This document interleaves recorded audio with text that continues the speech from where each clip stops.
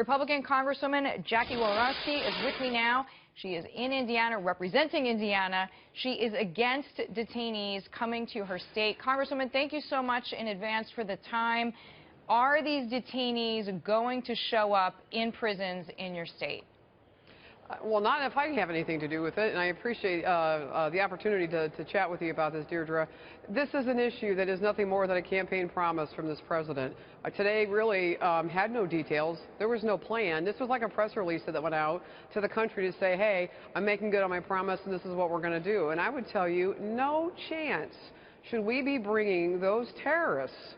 These are the worst of the worst to come to this country. They already have American blood on their hands. We're talking about people are the most dangerous people in the world as we know it today. No way should they be coming to the United States and the U.S. prison system. Congresswoman, I also assume that you don't want them in the prison system mixed with, let's say, regular prisoners, because there's this chance for conversion. So I'm assuming that if they are released into regular prisons, they need to be somewhat secluded, which costs taxpayers more money.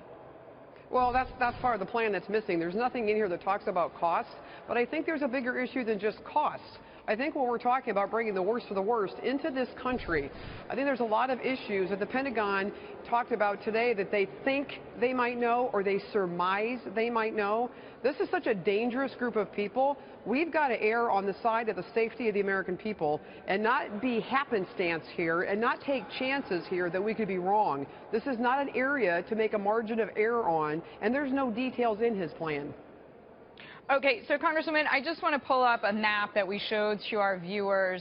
Some of your fellow lawmakers are going to accept, there's about 13 locations which have been earmarked. South Carolina's one, Colorado, an Army base in Kansas. Do you speak with your colleagues about this? I mean, are they as worried as you are?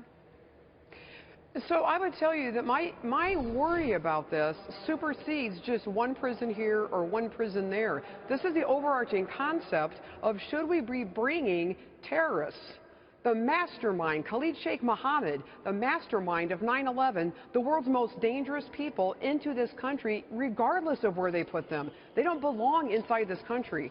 You know, these are not just run-of-the-mill criminals, and these are not people that we even know how to handle inside of this country. They're safe where they're at, they're secure where they're at, and the boundary of water and our military, the best in the world, guarding them has worked. And I guess my question is, why do we want to undo that and add more danger to our country? Why and then change? Secondly, Deirdre, secondly, in the future, we're sending special op teams into Syria and into Iraq now. We're going to have future detainees.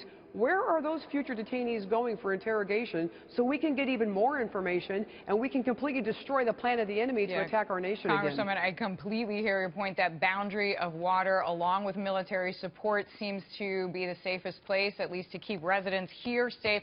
I want to switch gears, if you don't mind. A federal judge is ruling State Department officials and top aides to Hillary Clinton should be questioned under oath about whether or not they intentionally thwarted federal open records laws by using or allowing the use of that private email server. This was obviously throughout Clinton's tenure as Secretary of State, so 2009 to 2013. What do you make of these decisions, how this is unfolding? In your view, as a lawmaker, what should be done? I think that everybody stands, especially in the positions when we take oaths to uphold the Constitution of the United States and the rules that are in those, especially when it comes to secretaries. I think people should be looked at and held to the fullest extent of the law like anybody else would be. And I think when the American people and folks like me see this skirting back and forth and rulings here and no rulings here, I think that, you know, the law should prevail. Americans are law-abiding citizens, and folks that are secretaries should not have any broader power or any prerogative to move in and out of the law like anybody else should. Wow. But I will say this, because I want to make sure folks understand this one thing about Guantanamo Bay, about Gitmo, is this president has never had a strategy to defeat ISIL. He missed that deadline.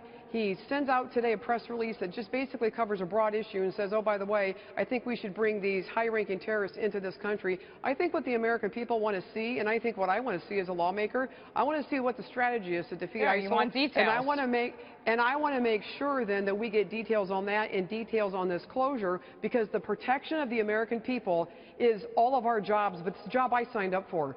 And sitting on the Understood. Armed Services Committee, we've got to protect our Americans both here and abroad. Congressman, very well stated. We're very glad to have you. Thank you for the time.